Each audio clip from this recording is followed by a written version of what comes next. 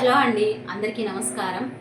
ఈరోజు మనము పిల్లలు ఎంతో ఇష్టంగా తినే నిమ్మకాయ పులిహోర ప్రాసెస్ చూద్దాము.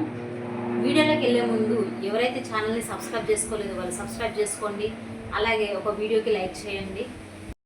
నిమ్మకాయ పులిహోరకి కావలసిన పదార్థాలు చూద్దాము. ఇందులో కొద్దిగా జీలకర్ర, ఆవాలు, పసుపు, నిమ్మకాయ రసము, మినపప్పు, అలాగే శనగపప్పు, తగినన్ని పల్లీలు, కట్ చేసి పెట్టుకున్న మిర్చి, కరివేపాకు, ఎండుమిరపకాయలు. ఇప్పుడు మనము ఒక ప్యాన్ తీసుకొని ప్యాన్ వేడెక్కిన తర్వాత కొద్దిగా నూనె వేసుకుందాం. నూనె కాగినాక మనము పోపు దినుసులు అన్నీ వేసుకుందాం. నూనె కొంచెం వేడెక్కింది. ఇప్పుడు మనము శనగపప్పు 2 చెంచాలు వేసుకుందాం. మినపప్పు 2 చెంచాలు వేసుకొని గోలించుకుందాం. ఇప్పుడు తగినన్ని పల్లీలు వేసుకోవాలి. అలాగే ఆవాలు కొద్దిగా, జీలకర్ర కొద్దిగా వేసుకుందాం.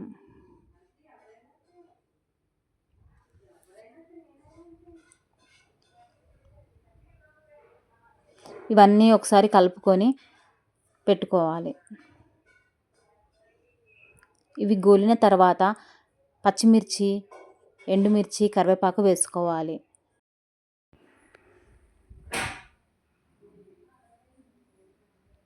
వీటిని కొద్దిగా గోలించుకుందాం. ఇప్పుడు ఇవి గోలిన తర్వాత ఇందులో తగినంత పసుపు వేసుకుందాం.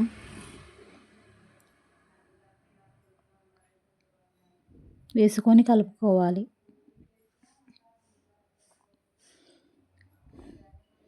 ఇప్పుడు మనము రైస్లోకి నిమ్మకాయ రసం పిండి పెట్టుకున్నాం. రైస్ అనేది ఇలా పుల్లలు పుల్లలుగా ఉండాలి.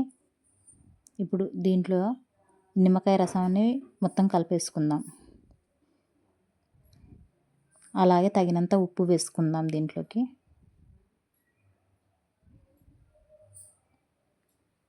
మొత్తం కలిపేసుకోవాలి. ఇప్పుడు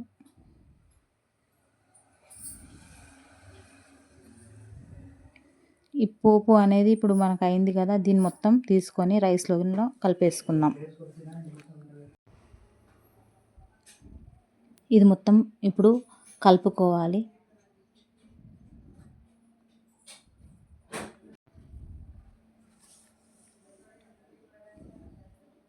ఇప్పుడు కలుపుకొని పెట్టుకుందాం. మనం ఇలా మొత్తం కలుపుకొని రైస్ మొత్తం కలుపుకొని పెట్టేసుకోవాలి. ఇప్పుడు సర్వ్ చేసుకుందాం.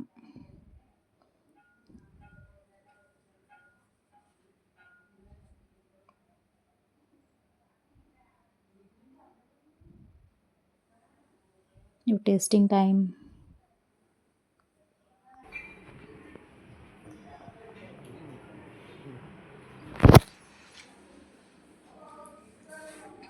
బాగుంది, సూపర్.